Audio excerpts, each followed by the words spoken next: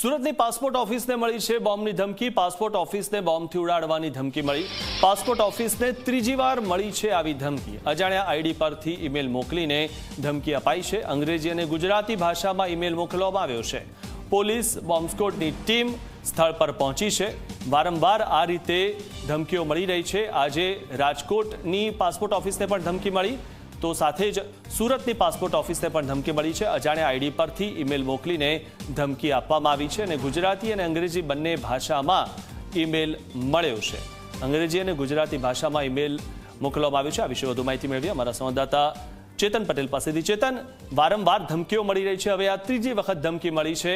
આ માત્ર લોકોને ડરાવવા માટે થઈ રહ્યું છે? કારણ કે એક જે વ્યક્તિ આ રીતે ઈમેલ કરતો હતો તેને તો પકડી પાડવામાં આવ્યો છે, તો હવે આ ક્યાંથી મેલ આવી રહ્યા છે?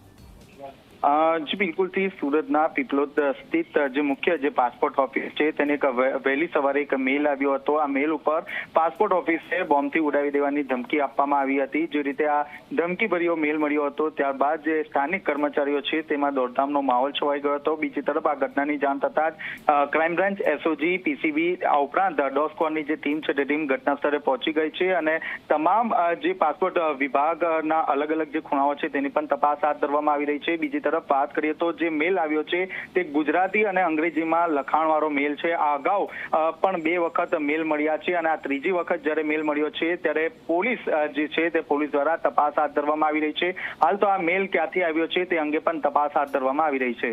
જી, આભાર ચેતન માહિતી આપવા બદલ।